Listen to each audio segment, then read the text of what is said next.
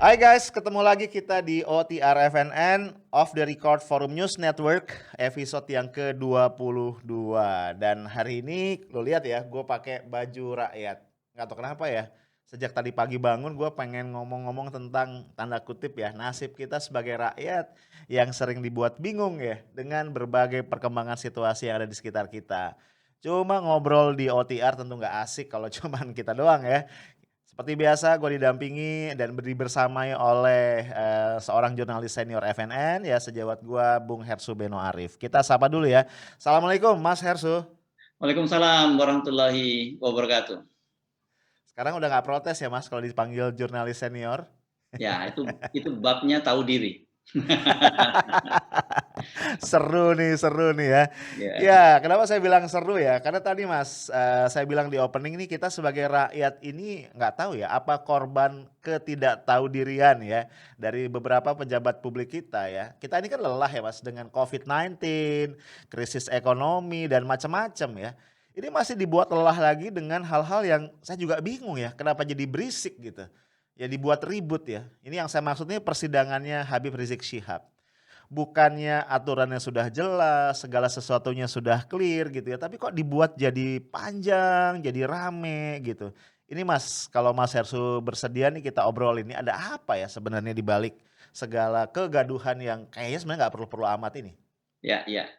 Ya, saya sepakat itu sebenarnya kenapa tiba-tiba persidangan Habib Rizik ini menjadi sangat gaduh gitu. Ya. Padahal sebenarnya kalau kita lihat sejak awal kasus ini juga sebenarnya nggak perlulah sampai masuk ke persidangan seperti ini gitu ya. Mhm, mhm. Dan yang lebih menarik itu dalam persidangan kali ini kalau menggunakan terminologi sepak bola itu hat-trick Yes. Habib Rizik Syihab ini. Ada 3 kasus dipersidangkan sekaligus, kasus Mhm. kerumunan di Petamburan, kasus kerumunan di Megamendung, terus kemudian kasus dianggap soal ketidakterbukaan dalam soal swab di Rumah Sakit Umi itu ya, dianggap Ya. memalsukan informasi atau menyembunyikan informasi. Dan ini bisa masuk museum rekod Indonesia ini. Saya nanti usul lah sama Pak Jaya Suprana supaya diberi Habib Rizik Syihab diberi rekor muri begitu ya. Mhm, Nah, mhm. padahal kan seperti kita ketahui itu sudah didenda 50 Ya. juta gitu. Terus kemudian kasus-kasus yang sama itu juga banyak gitu. Boro-boro didenda, Mhm. boro-boro disidangkan, didenda aja tidak gitu. Dan itu kan Mhm. juga menyangkut figur-figur terkenal bahkan termasuk Pak Jokowi Ya. pada waktu soal kerumunan massa di Maumere dan sebagainya gitu.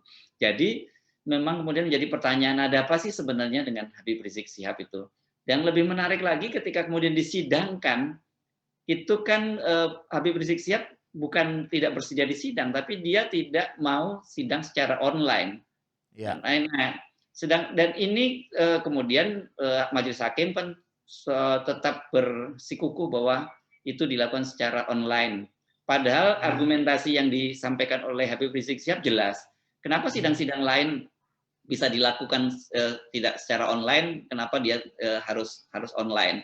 Dan Ya. kemudian khawatirnya kalau soal protokol COVID, kan kita Mhm. semua sama-sama tahu itu persidangan perdana itu ruang Ya. sidang tuh penuh tuh. Ya. Hakim ya oke standar hakim ketua dan hakim anggota itu pengacara lebih dari 20 orang, Mhm. kemudian jaksa penuntut umum juga puluhan orang. Jadi Ya. kalau sebenarnya nambah 1 orang saja Habib Rizik Syihab itu kan sebenarnya nggak jadi masalah. Apalagi Ya. kasus terbaru dalam sidang suap ke Rumah Sakit Umi Ya. itu salah satu tersangkanya Dokter Andi Taat ya kalau tidak salah Andi Tatat Andi atau Andi Tatat. Taat itu Andi Tatat. Andi Tatat ya. Ya. Ya, itu dia bisa dihadirkan. Jadi kenapa Ya. Habib Rizik Syihab tidak bisa dihadirkan? Pada waktu itu kemudian hakim menyatakan akhirnya terbuka kan pada sidang perdua, hakim menyatakan bahwa bukan persoalan kehadiran Habib Rizik, tapi yang dikhawatirkan para pendukung Habib Rizik yang Mhm. datang. Nah, Mhm. ini kan Habib Rizik Syihab juga sudah menyatakan dia akan kerjasama, dia mengingatkan para pendukungnya untuk tidak hadir. Dan Mhm. soal ini sebenarnya sudah pernah dibuktikan oleh Habib Rizik Syihab ketika pertama kali dipanggil oleh Polda Metro Jaya. Pada Betul. waktu itu kan Habib Rizik Syihab minta para pendukungnya untuk tidak hadir. Memang Mhm. ditaati tidak hadir. Jadi kalau Ya.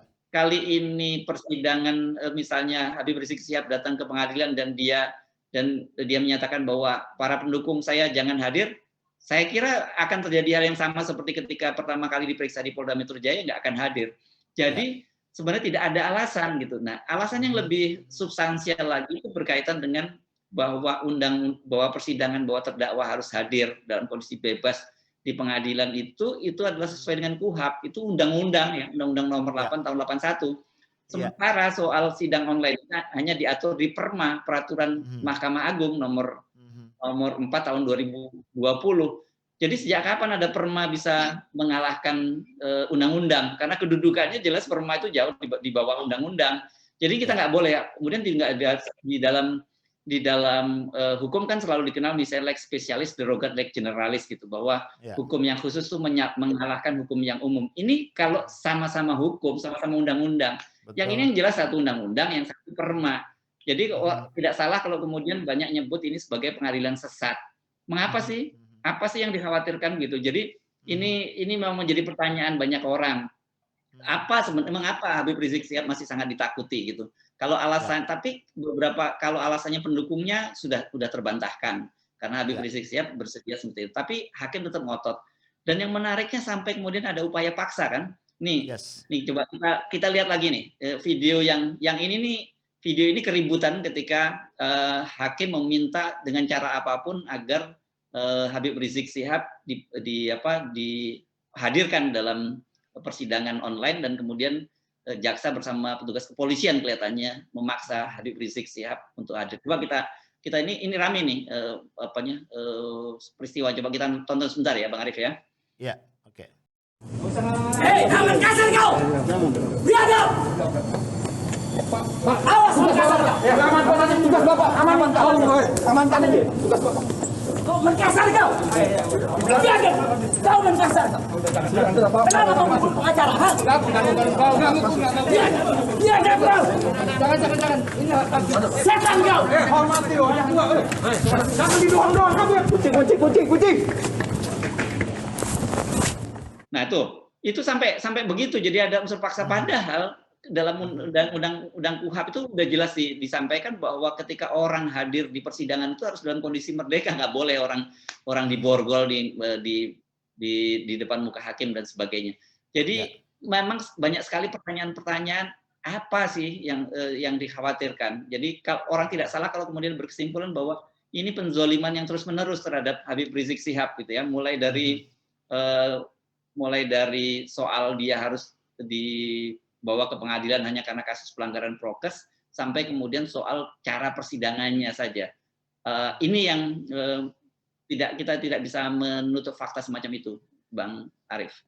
Iya.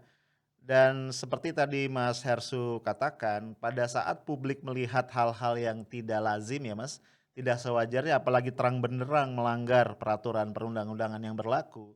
Kemudian publik selalu tadi memberikan frame ini telah terjadi ketidakadilan dan ini kita nggak bisa salahkan. Dan ketika ketidakadilan itu berlangsung terus-menerus Mas, kemudian akhirnya publik juga melihat ini pasti ada grand skenario ya, ada skenario besar di balik itu yang kemudian menginginkan ini terjadi. Dan akhirnya logikanya, kembali logika kepentingan. Orang akhirnya bertanya, sebenarnya siapa sih pihak yang paling terganggu kepentingannya kalau Habib Rizik tetap bebas berkeliaran dan beraktivitas? Kan kemudian akhirnya logikanya ke arah situ ya Mas ya. Dan mau tidak mau orang akhirnya berpikir jauh ke belakang. Salah satunya kan peran Habib Rizik Syihab ini terbukti besar misalnya di dalam Pilkada DKI 2017 yang lalu.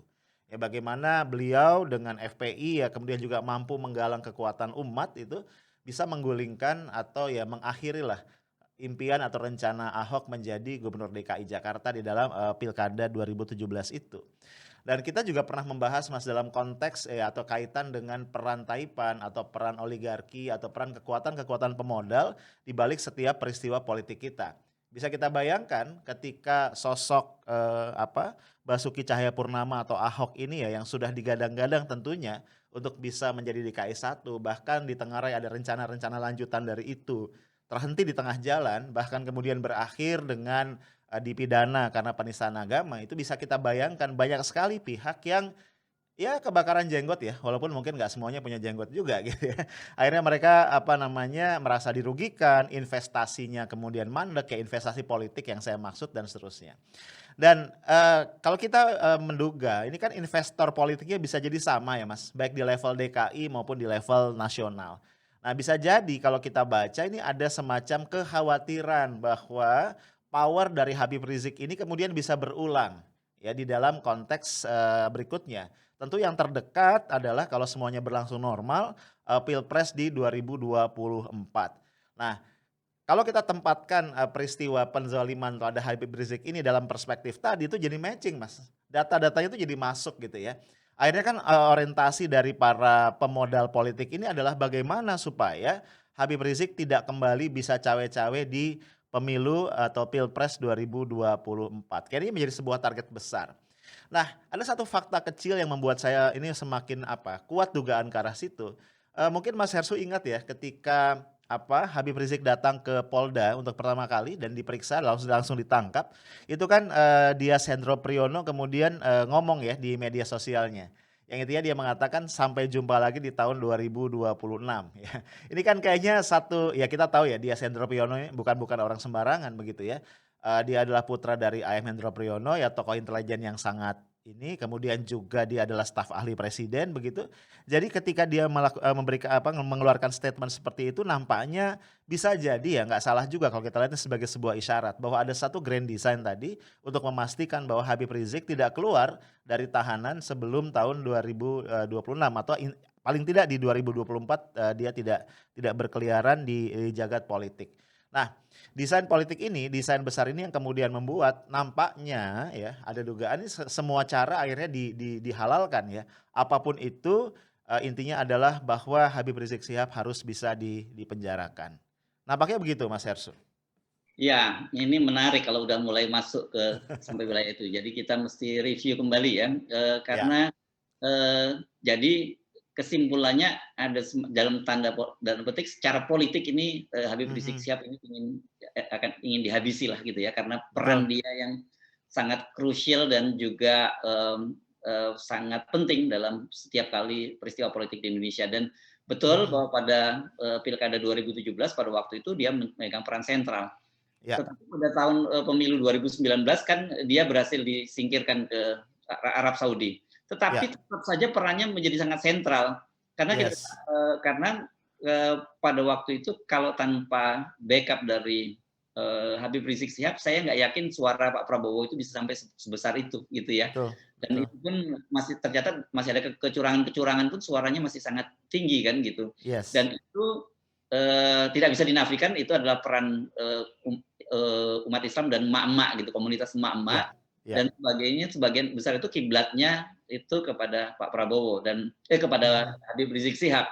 Karena itu ya sukseslah dalam hal ini artinya menyingkirkan Habib Rizik Syihab. Dan kemudian Anda tadi menyebut kalau tahun 2020 kalau sampai tahun 2026 ini hukumannya maksimal kan berarti. Bukan pelanggaran protokol kesehatan tapi kelihatannya itu melawan petugas karena untuk menegakkan protokol kesehatan jadinya hukumannya jadi maksimal. Jadi kalau sampai tahun 2026 itu kan berarti 5 tahun, hukuman maksimal 5 tahun. Jadi tahun dia tidak lagi mengganggu pada hajatan pemilu serentak tahun 2024 begitu ya. Kira-kira kalkulasinya. Nah, ini saya kira kita perlu mau tidak mau kita mengkaitkan kenapa kemudian Habib Rizik Syihab diperlakukan semacam itu, dipidanakan dan kemudian juga dipersulit dalam persidangan bagian dari itu. Tapi saya melihatnya jadi dengan syarat itu saya mengambil kesimpulan ada dua hal yang terjadi saat ini. Satu, memang ada upaya untuk mengekskludit politik Islam gitu dari ranah kancah politik nasional. Dan Habib Rizik Syihab ini kan sekarang bagaimanapun juga adalah simbol dari politik Islam. Karena kalau kita ngomong partai-partai Islam yang lain mungkin artikulasinya tidak sekuat Habib Rizik Syihab dalam menyampaikan simbol-simbol politik Islam itu pertama. Jadi ini bagian dari upaya jangka panjang mengekskludit politik Islam dari kancah politik nasional. Yang kedua, yang ini saya kira perlu kita perhatikan adalah adanya pengalian isu. Itu kan banyak. Nah, ini kan sekarang ini kelihatannya semua pemberitaan, semua perbincangan di media sosial itu jadi terfokus pada persidangan Habib Rizik Syihab. Ya saya tidak bisa menyalahkan memang kasus ini ada orang akan menganggap ini ada semacam diskriminasi yang sangat telanjang dan publik menjadi marah.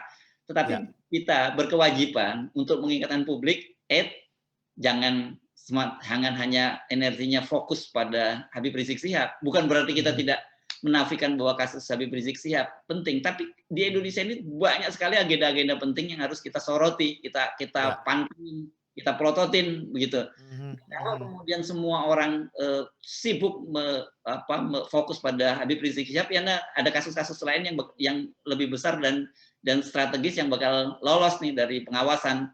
Ya, Kan begitu yang betul. kita khawatirkan. Dan mereka berhasil nih membuat pengalihan Ya, itu kalau itu yang terjadi. Apa sih kita selalu sebut misalnya kasus bansos. Itu ya, bansos gede banget tuh kasus betul. bansos. Sampai sekarang nama Madam Bansos tuh lama-lama menghilang dari DPR, Ya, ya, dari PDIP. Ada lagi ya, kasus soal misalnya pajak nih, suap ya, pajak. Direktur pajak itu gede banget loh, Bang Arief. betul, betul. Saya baca itu setidaknya disebutkan oleh ICW itu ada tiga kasus besar, tiga perusahaan besar yang terlibat dalam suap itu. Satu yang sudah disebut itu John Lynn Baratama, itu punya pengusaha Isam Crazy Ya, di Kalimantan yang pernah menjadi wakil bendahara tim ses Pak Jokowi Ma'ruf Amin. Kedua, Penin Bank. Ini Penin ya, Bank kan perusahaan besar juga, kalau nggak salah patungan PMDN dan PMA. Kemudian lagi ada Gunung Madu Plantation, ya, itu di Lampung, dan itu PMA.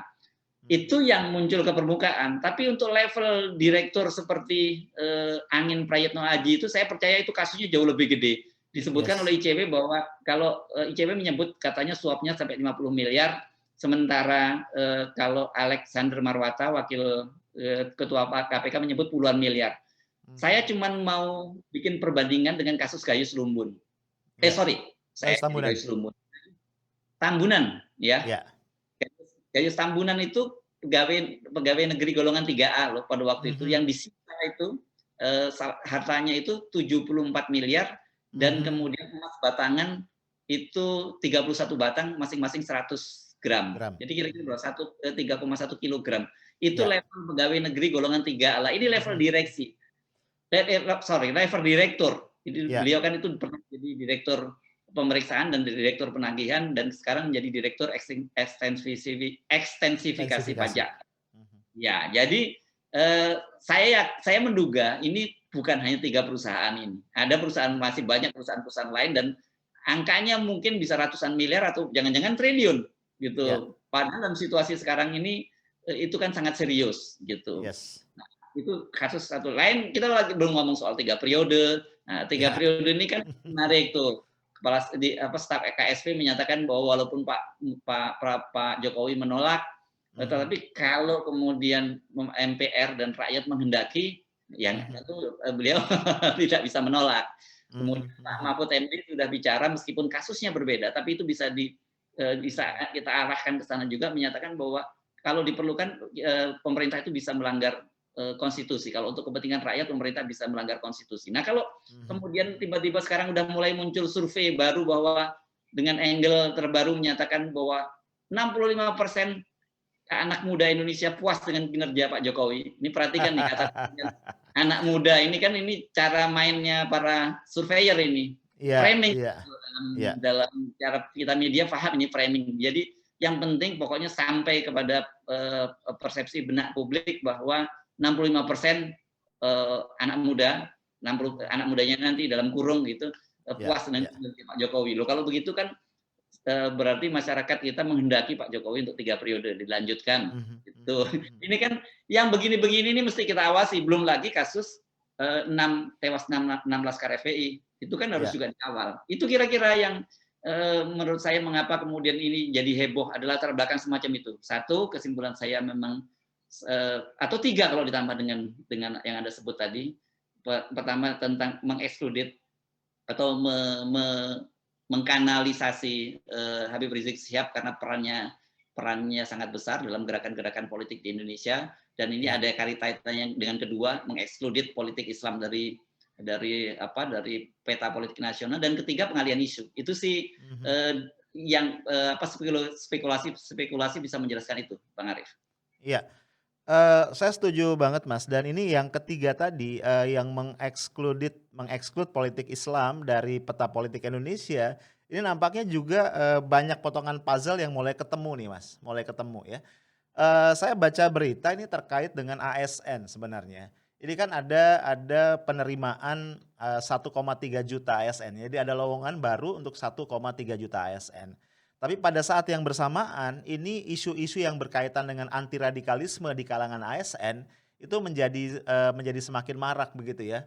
Ada banyak survei, ada banyak rekomendasi, bahkan ada ya rekomendasi itu terkait dengan bagaimana ada apa namanya pembinaan ideologi kembali secara intensif kepada para ASN ya, dan slogannya adalah bebaskan ASN kita dari radikalisme.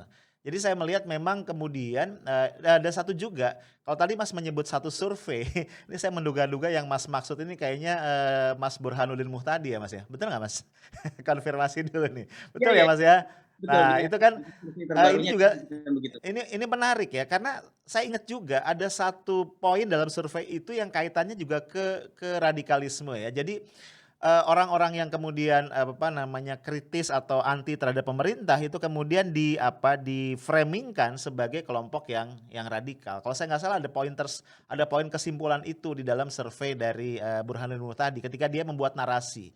Ya kita tahu lah ya, angka survei mungkin saja memang hasil dari survei, tapi ketika menarasikan survei itu kan kembali kepada pihak yang melakukan survei. Nah, jadi kalau dari sini kita melihat memang tadi ya grand design itu nyata adanya ya, bukan sekedar tadi mengeksklud Habib Rizik Syihab dari perpolitikan kita agar tidak mengganggu di 2024, tapi juga tadi yang lebih makro adalah meminggirkan politik Islam. Dan kemudian juga misalnya narasi-narasi yang berkaitan dengan jangan lagi menggunakan politik identitas dan sebagainya itu kemudian juga mengemuka. Nah, dalam konteks ini Mas, saya jadi jadi sangat miris dan khawatir begitu kalau ini terus dilakukan ya. Karena pasti ini umat ini yang merupakan proporsinya mayoritas dari rakyat Indonesia ini akan melakukan perlawanan-perlawanan. Dan kalau itu yang terjadi, maka kegaduhan ini akan terus saja berlangsung dan tidak akan pernah berakhir. Ya, jadi keterbelahan masyarakat, keterpecahan itu akan terus saja terjadi karena tidak masuk akal kelompok mayoritas itu ingin dieksklud dari politik yang menentukan nasib mereka sendiri. Begitu Mas Hersu. Nah, ini kalau kaitannya dengan soal penerimaan pegawai dan kemudian juga soal mengekskluded itu kita kan pernah perbincangkan soal ini, Bang Arief ya. Anda ingat ketika kita bicara soal bocoran berita dari Reuters, ya? Ya, betul.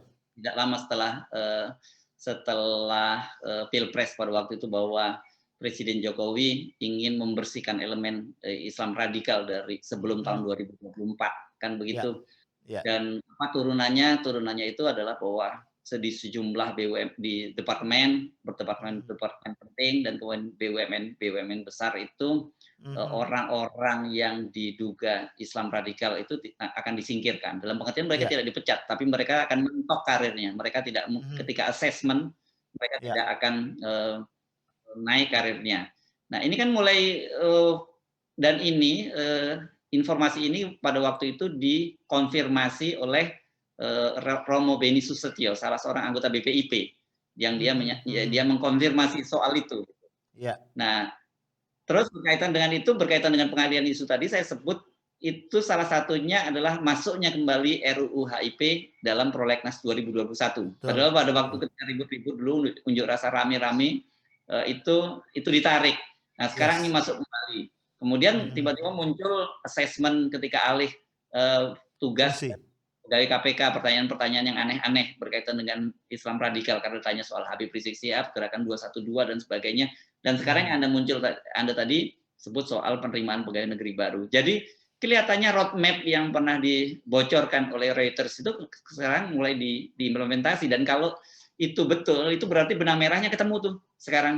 Iya. Betul Mas.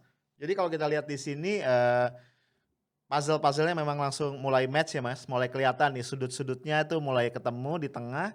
Dan tadi Mas, antara tadi ya kepentingan para investor politik ya, dalam kurung Taipan, dalam kurung oligark gitu ya. Kemudian pada sisi yang lain juga adalah kepentingan untuk meminggirkan politik Islam ini. Nah, Di sisi yang lain yang juga kita lihat, nampaknya juga pihak-pihak tadi mengkhawatirkan terjadinya konsolidasi, Mas.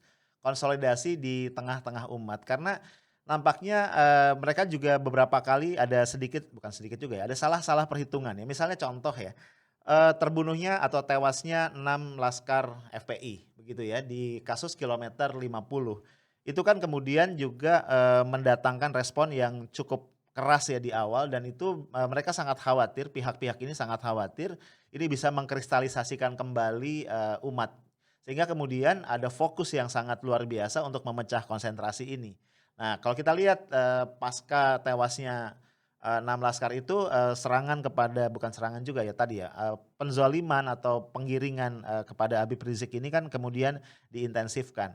Dan kemudian kita lihat beberapa yang lain juga terjadi. Nah, jadi kemudian saya melihat memang, nampaknya ada upaya untuk menyelesaikan proyek besar ini ya sebelum 2024 supaya semuanya bisa bisa aman, damai lah. Damai dalam dalam artian kemudian tidak muncul gejolak dan ini bisa diselesaikan dengan cepat oleh, pihak-pihak tadi. Ke situ Mas kalau saya melihat.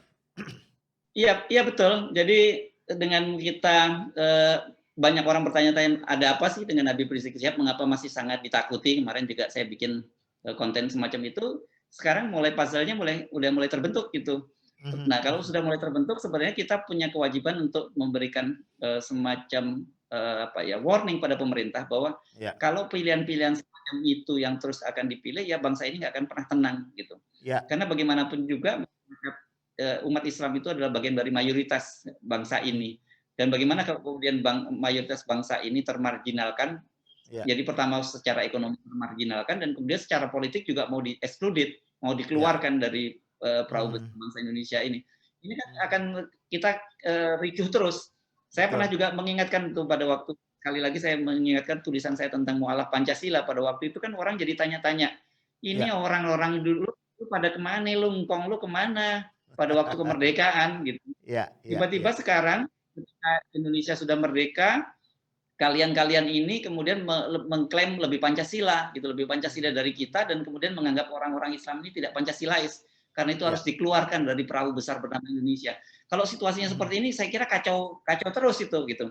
Ya, Jadi ya. saya kira kita penting mengepil pemerintahan Presiden Jokowi bahwa pola-pola semacam ini harusnya tidak bisa jangan diteruskan gitu. Iya, Karena bagaimanapun umat Islam itu adalah bagian terbesar dari bangsa ini dan harus diakomodir gitu. Dalam iya, dalam demokrasi itu kan kalau salah sendiri kenapa memilih demokrasi gitu. Kalau betul, kalau kita memilih demokrasi itu kan popular vote yang menang dan kalau betul. popular vote ya berarti itu umat Islam. Itu kan Iya. yang mereka mau gergaji kan cara-cara yang Mhm, Anda sebut mhm, tadi bahwa politik jangan politik aliran dan sebagainya. mhm, Ini kan dalam mhm. rangka menggergaji popular vote tadi. Jadi Ya, mereka menyadari begitu, oh kalau kita milih demokrasi berarti yang akan menang pasti umat Islam karena memang secara populasi ya, mereka sangat besar. Sama juga kayak gitu. Oh kalau kita pilih demokrasi yang akan menang itulah orang Jawa. Masa kita ya. gergaji orang Jawa gitu. Kalau memilih presiden orang Jawa itu berarti Iya, politik aliran gitu. Jadi kan sama dengan kalau memilih sesama Islam itu berarti adalah politik politik aliran juga. Nah, framing-framing semacam ini kan ini berbahaya. Nah, tadi Anda menyinggung juga soal soal surveinya indikator politik. Itu mhm. juga saya membaca ada soal framing karena disebutkan bahwa 65% anak muda di Indonesia itu puas dengan kinerja dari Presiden Jokowi kecuali Jakarta. Di Jakarta Iya. tidak. Jadi nanti akan dibangun, oh kalau kalau anak muda yang berada di gubernurnya itu Anies Baswedan yang terpilih pada waktu Pilkada 2017 dan didukung oleh kelompok umat Islam dan Gerakan 212 itu Mhm. mereka anti Jokowi dan kalau anti Ya, Jokowi radikal, anti Pancasila. Ini kan jadi ya. gawat nih kalau Betul, semacam betul. ini. Mulai nih jadi ke yang kita bicarakan ini elemen-elemen mereka, elemen oligarki itu udah mulai bekerja itu. Betul, Jadi mulai betul. dari sisi framing, dari sisi Mhm, pembentukan public opini dan sebagainya udah mulai jalan nih, Bang Arief. mhm, mhm. Yes. Nah, cuma juga di sisi lain yang menjadi menarik ya, Mas, ya. Karena tadi ya nampaknya kesusu ya, nah pemerintah atau rejim lah gitu ya dengan oligark yang ada di belakang ini kesusu pengen pengen cepat beres nih, ya pengen cepat tenang begitu ya, pengen cepat, dapat jaminan bahwa semuanya itu sudah on the right track. Akhirnya, manuver, statement yang dikeluarkan itu kadang-kadang Mas, atau cukup sering juga bertabrakan satu dengan yang lain. Misalnya kalau kita ingat ya, saya lupa di tanggal 18 atau tanggal 19 itu di sebuah momen, Pak Mahfud MD itu mengatakan begini, kita ini memang Bhinneka Tunggal Ika ya, bineka lah, banyak agama dan lain-lain, sehingga kita tidak perlu membenci orang yang beragama lain. Nah, beliau mengatakan yang perlu dibenci itu adalah ketidakadilan, pelaku-pelaku ketidakadilan. Nah, mari kita lawan tuh katanya ya, pelaku ketidakadilan atau kondisi-kondisi yang tidak adil begitu. Nah, ini kan kalau kita kaitkan tadi dengan penzoliman kepada Habib Rizik, ini kan menjadi sangat-sangat kontras, gitu ya, sangat kontras. Dan kalau kita lihat memang Pak Mahfud karena tadi ya mungkin ada kepentingan yang harus beliau bela ya, beliau harus menunjukkan ya loyalitasnya pada rejim ini, akhirnya manuvernya jadi absurd ya. Belum lagi yang tadi ya menafsirkan keselamatan rakyat adalah hukum tertinggi, itu kemudian boleh melanggar konstitusi. Gitu ya. Ini kan jadi hal-hal yang semakin hari semakin lucu dan semakin aneh dan cukup sering kita bahas ya. Ini kenapa Pak Mahfud yang ahli hukum tata negara gitu ya, ahli konstitusi jadi aneh. Kemudian juga dia mengeluarkan statement sebenarnya Mas terkait dengan pengadilan Habib Rizik Syihab ya kan. Dia mengatakan pemerintah tidak bisa ikut campur tangan karena itu sudah merupakan kewenangan dari majelis hakim, kewenangan dari pengadilan. Jadi kalau kita lihat ya seperti itu Mas, karena ada di satu sisi ya mungkin ya beliau juga tahu bahwa ini ada satu ketidakadilan yang sangat mencolok di depan mata, tapi pada sisi yang lain ya dia tidak bisa berbuat apa-apa karena dia sudah menjadi bagian ya dari konstruksi kekuasaan itu. Gitu Mas Hersu. Saya sih sepakat dengan Pak Mahfud soal bahwa kita satu harus adil, kedua Ya, kita tidak boleh membenci orang lain berdasarkan karena perbedaan agama. Itu ya, kita sepakat betul gitu. betul, Tapi betul. yang analogi yang sama ya juga jangan membenci umat Islam gitu. Yes. Kan Iya, lebih parah. Kita kan selalu singgung dalam forum ini juga bahwa sejak awal founding father kita itu menyadari gitu bahwa bangsa kita itu berbineka, suku, ya. agama, ras dan sebagainya. Dan kalau kita kembali lagi kepada waktu awal-awal soal Piagam Jakarta misalnya, pada waktu itu umat Mhm. Islam sepakat untuk menghilangkan 7 kata dari pembukaan Undang-Undang Dasar 45 itu yang disebut dengan Piagam Jakarta. Mhm. Nah, ini kan sebenarnya menunjukkan betapa kita umat Islam itu juga sangat toleran dan kita juga menyadari bahwa kita nggak bisa dong menang sendiri dalam situasi Ya. begini. Oke, kita nggak boleh menang sendiri, tapi kita juga nggak boleh dikalahin terus gitu. Iya, iya, iya, Dibeli iya. label, dibeli Mhm. label radikal, dibeli Mhm. label anti Pancasila dan sebagainya. Nah, Mhm. kita melihat dalam kasus yang terjadi pada persidangan Habib Rizik Syihab ini memang ada kezaliman yang sangat telanjang begitu. Iya, Ada iya, iya. pengadilan sesat memaksakan orang yang melanggar protokol kesehatan kemudian sampai dibawa ke pengadilan, kemudian di Mhm. pengadilan hak-haknya sebagai terdakwa yang dijamin oleh undang-undang dalam hal ini Mhm. KUHAP itu juga tidak dipenuhi dan mereka bersikukuh tetap menggunakan perma. Jadi ini memang Mhm. lucu-lucu. Nah, saya agak heran kalau kemudian orang seperti Pak Mahfud yang paham hukum nggak paham gitu antara perma dengan undang-undang. Ini Iya. jadi jadi memang aneh-aneh dan orang kemudian jadi bertanya-tanya ada apa ini gitu. Tapi Mhm. sekali lagi saya cuma mengingatkan bahwa silakan kawal terus persidangan Habib Rizik Syihab, tapi Iya. jangan lupa ya, jangan terlena gitu. Mhm. Jangan Mhm. teralihkan, banyak kasus-kasus lain juga yang harus kita kawal. Ini apa boleh buat memang pekerjaan kita, pekerjaan media, pekerjaan civil society di Indonesia ini punya banyak pekerjaan yang harus kita terus pelototi, Mhm. kita ingatkan terus sehingga dengan begitu pemerintah tidak bisa semena-mena, tidak seenaknya saja tanpa ada kontrol dari civil society dan dari media. Iya. Baik, Mas Hersu, nampaknya kita tiba di penghujung dari obrolan panas kita ya Mas ya. Oke guys, itu tadi obrolan gua dengan Mas Hersu. Ada satu reminder penting dari Mas Hersu yaitu jangan sampai terlena, tetap kita kawal karena memang ketidakadilan yang telanjang dalam proses persidangan Habib Rizik Syihab. But on the other hand, jangan sampai kita teralihkan dari banyak betul isu-isu besar kebangsaan isu-isu besar di negara kita yang saat ini masih terus harus kita tuntaskan. Ya, isu korupsi ya, kemudian juga gejala-gejala untuk menggolkan presiden 3 periode yang jelas merupakan penodaan terhadap cita-cita reformasi dan sejumlah isu yang lain.